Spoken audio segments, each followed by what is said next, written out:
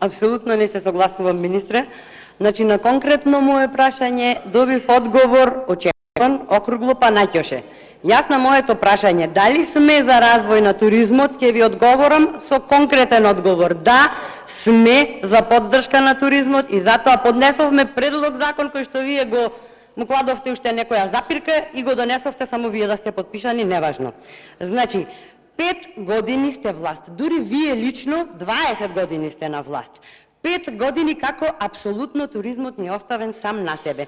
Носите законски решенија без претходна анализа, без јасно дефинирани клучни поими во случајов кои се неопходни за правилна примена на законското решение. Со вашата власт туризмот се е плод на случајност, никако на мудри политики. Анализи се прават пред носење на законско решение, а не отпосле. Законите треба да се долготрајни, а не да се носат секоја месечина. На конкретно прашање ми давате конфузен одговор. Од таа причина јас ве замолувам во името на нашата светост, туристичкиот развој во Охрид и Македонија, конечно да седнете и да сработите нешто. Бидејќи сте изнаодморени од неправење ништо во туризмот, имате време до пленарната седница на која ќе се дискутира за законот за трговија во прилог на законот да доставите регистар на туристички места со име и презиме, да ни доставите листа на туристички зони, општини или било што ќе значи јасна и недвосмислена практична примена на законот за трговија.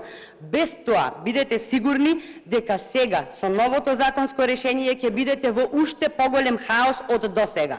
Значи, не знаеме точно кои туристички места се опфатени со законов. Не знаеме дали цели туристички места или само одделни зони во туристичките места ќе смеат да работат во недела. Не знаеме ништо.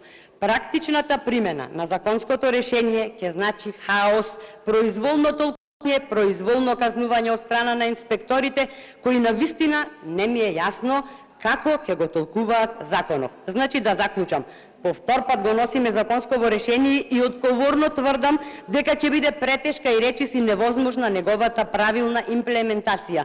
Не знам дали сте свесни, ама делче че го уништувате туризмот.